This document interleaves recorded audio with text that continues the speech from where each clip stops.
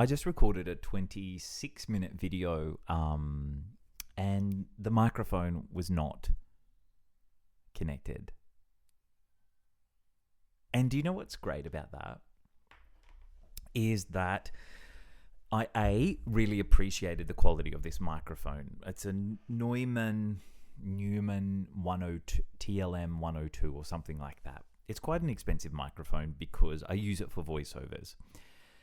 And I really appreciated the difference. It sounded like I was recording into a tinny computer microphone in an empty room, which I was up until then. So that's one reason I appreciate it. The other reason I appreciate it is that I was talking about the path of getting things wrong and improving. So I feel like I have served myself up a real life exercise. Now I'm gonna do this again, even though I had a little frustrated walk away. But then, do you know what I was thinking? Actually, this is it. This is the practice. This is it. This is the doing.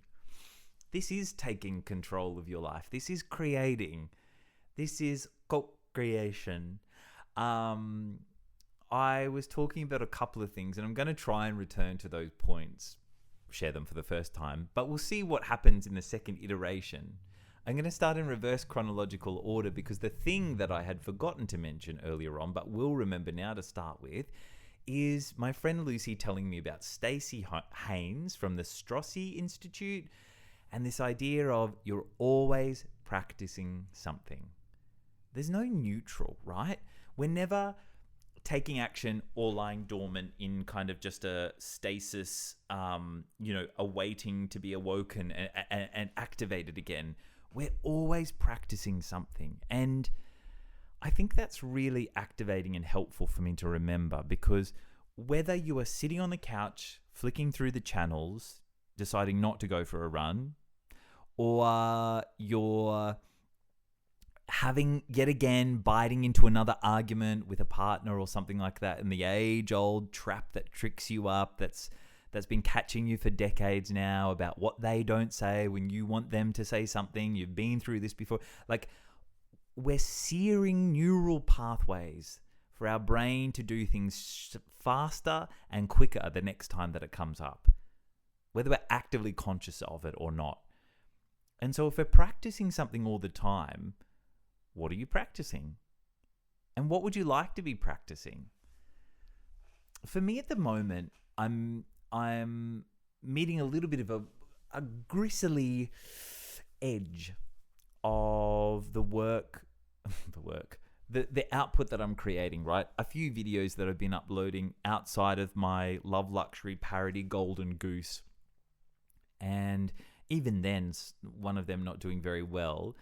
And thinking, like, really wrestling with the idea of putting something up and thinking, I don't like this. I don't like this. It's not funny. This is not interesting. This is not what people want you to do. This is not what people want to hear you say. This is not what you're known for. So wind it back in, mate. Get it together.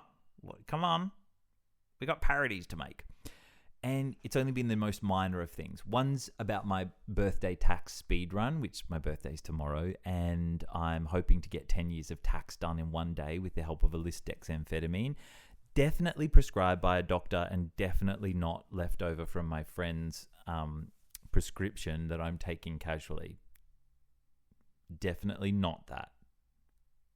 And I like that because it's the kind of ridiculous Olympics that we've talked about on this channel, that is the accountability world championships, in that it's the best way to make me accountable. Gretchen Rubin talks about the type of people that are activated in their habits that are obligers, people who internally they don't stand up to accountability to themselves, but they will turn up to accountability to the expectation of others. And that's me through and through, with a little bit of a rebellious edge as well. There's like obligers, rebels, what's the other ones called?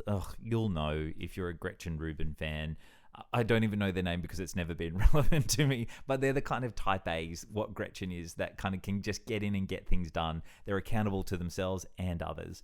And questioners is the fourth kind of type. People that need really strong rationale and reasoning behind why they're doing something. I can know all the good reasons to do something and still not do it.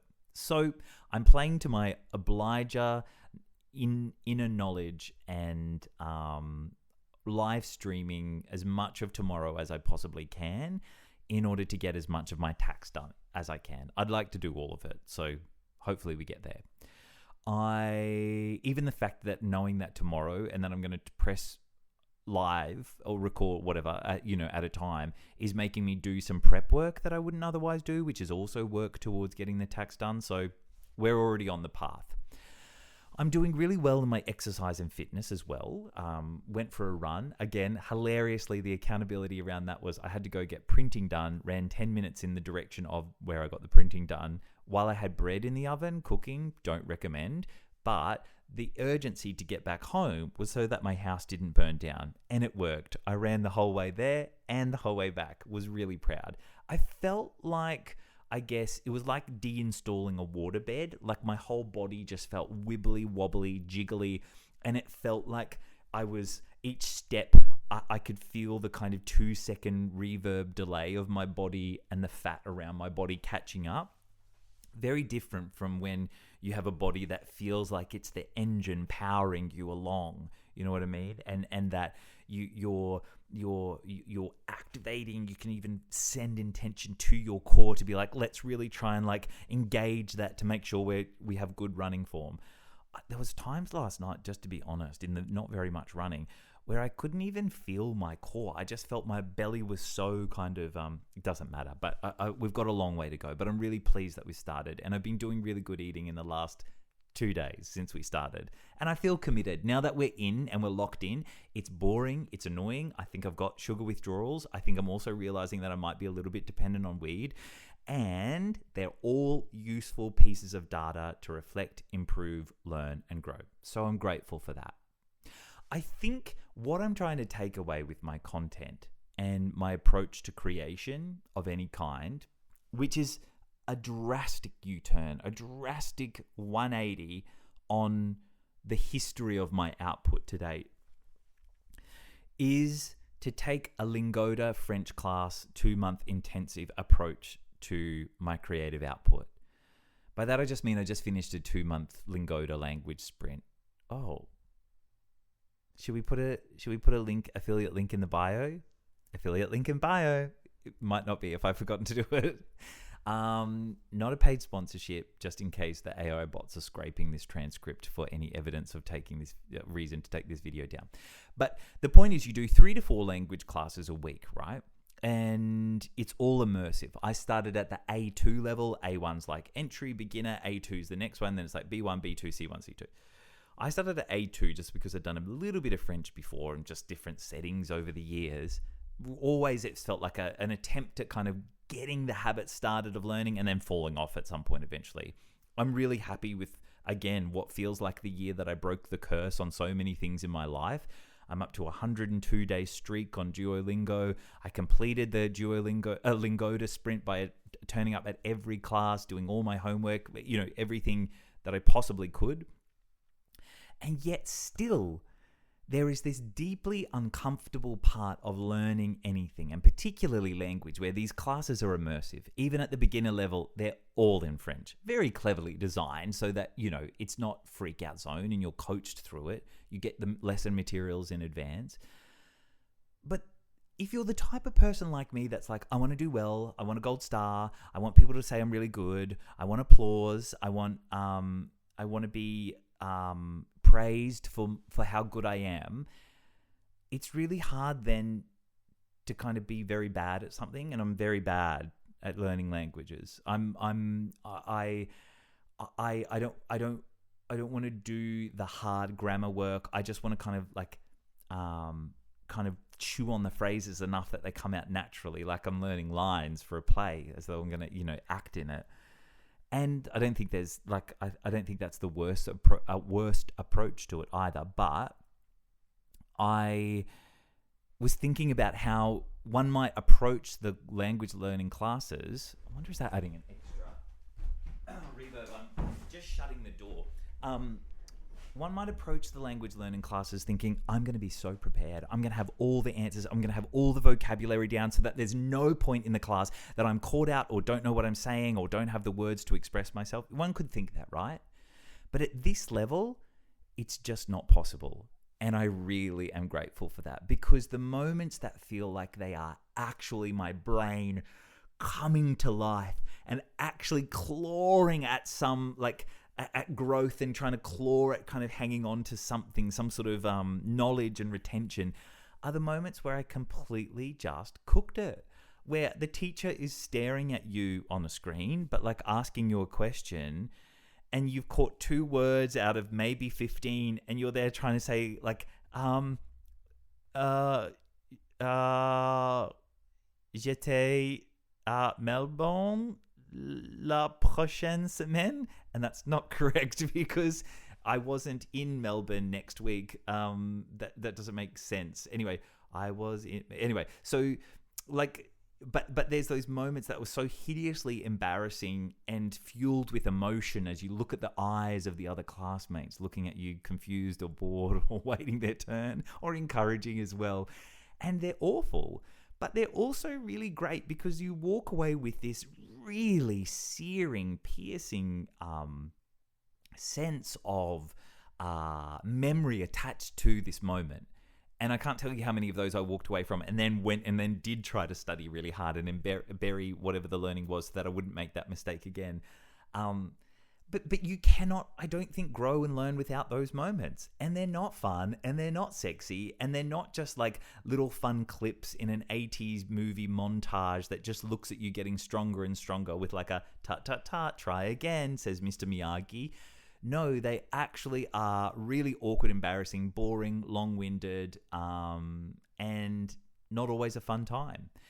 But from that, I really feel like the 2-month Lingoda language sprint was probably the most growth and benefit I've had to my language learning experience. I want to now take that same approach to my content. By that, I just mean I'm posting stuff that I don't feel great about, but I'm really feeling great about posting anything at all. My friend Jason, Skunko Punko on TikTok, and I have weekly staff meetings where we talk about TikTok and online content and creation. I really love them. They're like such a thrill in the week because we just get a chance to kind of like dive into like cheering each other on, suggestions, reflecting on what's working, what's not, commiserating, anything else. He's on an insane high at the moment. On this 21st of April, he's doing so well.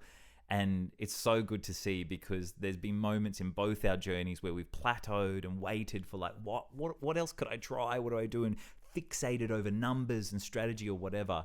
But I think at the end of it, the constant intention of perpetual improvement is the greatest golden rule of all. Consistency and perpetual improvement. Like we talked about the question of like quantity versus quality. And for me, I think knowing the person that I am, the idea of quantity is if I had to choose one, is more important to prioritize over quality. And the reason for that being that I don't think that it's possible for me, given my predisposition to clawing at and gnawing away at any, remainder of self-esteem that I find in creative output from time to time. I don't think there's any worry of me just getting so overly confident and ego bound that I'm like, wow, I'm unstoppable, and a bit like the emperor's new clothes, I can't even see how terrible I've come. By my very nature, everything I do, I'm like, not funny, didn't work, that could have been improved, that edit was sloppy, I missed the reaction shot, I forgot to use that prop, that would have been a better idea. All of those things, they're constantly my reflections about almost all the videos that I make. I feel really proud of them, don't get me wrong. Like the Love Luxury ones I think are creative and fun and I really enjoy doing them. But it's really hard to be more myself on camera, and not think, oh, no one wants to see this, shut up, just no one, you don't have anything interesting to say. So even just the fact that this has any more than 0 views, I just really appreciate. Even if you watched the first 10 seconds, I'm like, that's better than 1 second, so thanks. And I know there's people doing a lot more than that, so thank you. But the idea of prioritizing quantity over quality. I think if I prioritize quality over quantity, I would probably never post again, or maybe go down to 1 post a year, or, just much more infrequently. And even then, I don't even know that would be so good, because I feel like the pressure to create something really great would then also cause me to self-destruct.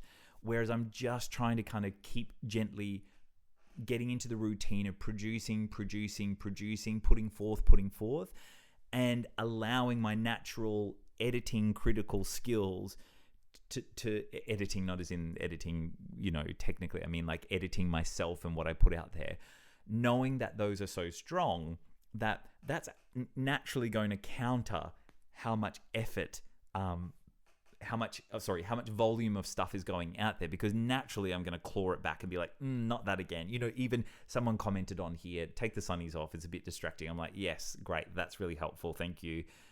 I did happen to batch record a few of those, so we'll see whether I do re-record those, but that's helpful. And it is like, yeah, great, now that I know that, why would I do another one with sunnies on? I won't. It's good to know, and I agree with you. I watch myself and I'm a little bit like flat and saggy, as I just said, so it's like, Kyle, perk up. Think about what that intention is that you're presenting, and stick to that, to the camera, so that there is a little bit more energy behind the eyes and a little bit more forward movement.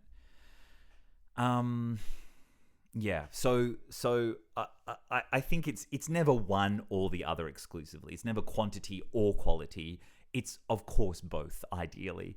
But I think what I find activating, and what takes out the stopper, that is the self-criticism and the low self-esteem and all the rest of it, is that idea of, if I just have the intention of focusing on quantity, get it out, get it done, get it out, get it done, naturally it will increase in quality anyway. And you have to start somewhere. So as much as I feel a bit yuck looking at some of the things I'm sort of posting, I still am like, I'm on a journey of improvement. And I think I can even notice that from way back at the start, when there's just things like the camera angles don't make sense. I'm breaking the kind of, what's it called? The line. See, I don't even know it, but like I'm breaking the line. There's the audio quality. I didn't have a good microphone. So there are objective improvements over time that I really need to remember and hang on to.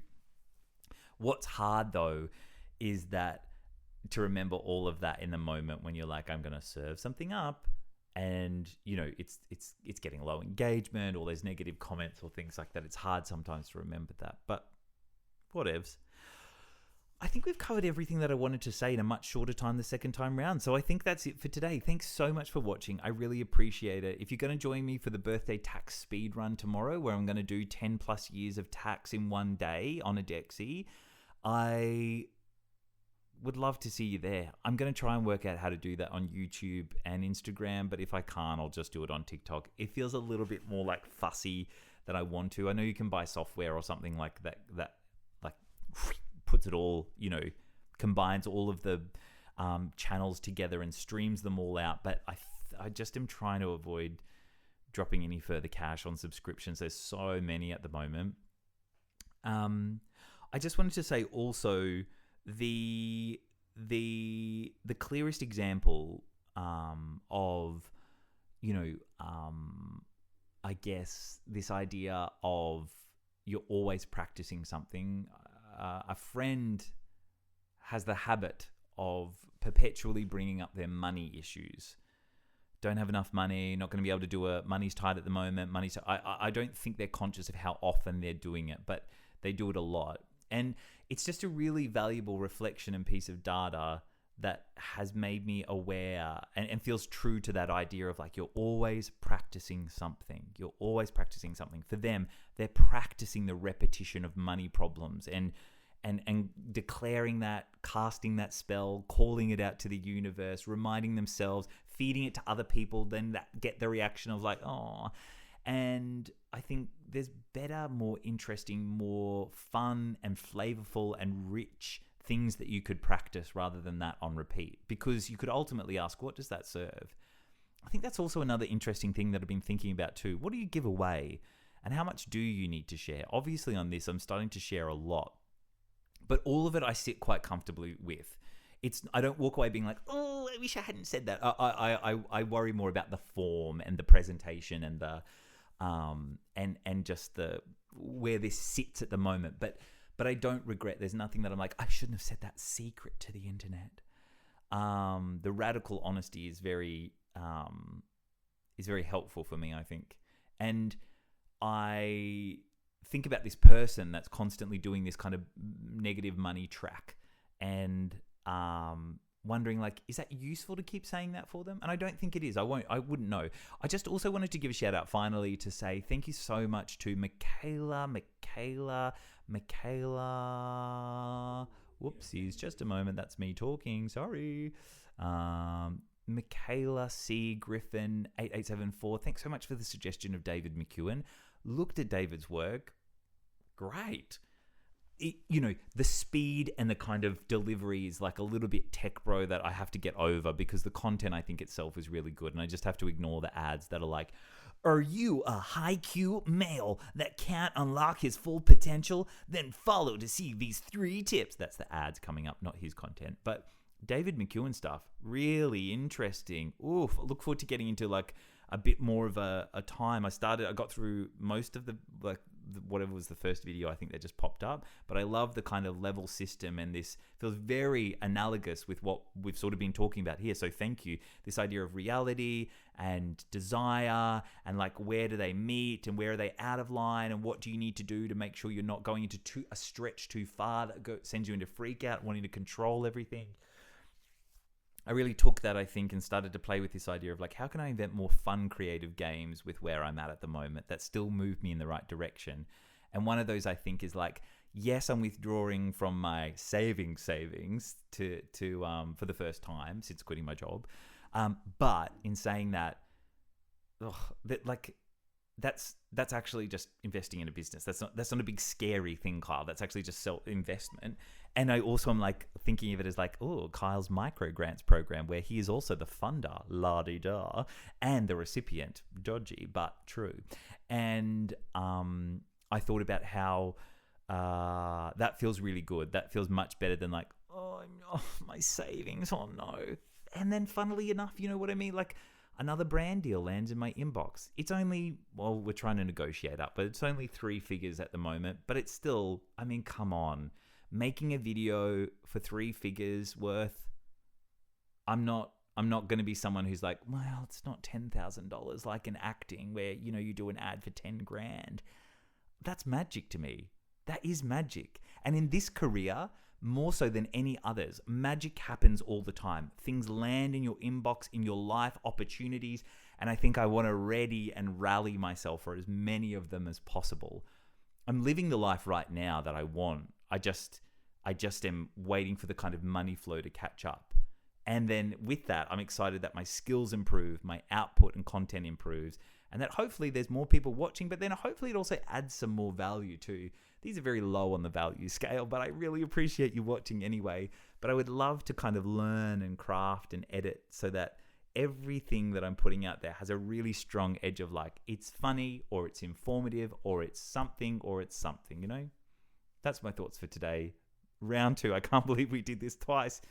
We did it once, but I did it. I did my dress rehearsal, and I think it was for the better. Thank you for the lesson. Okay, goodbye. Talk again soon. Bye-bye.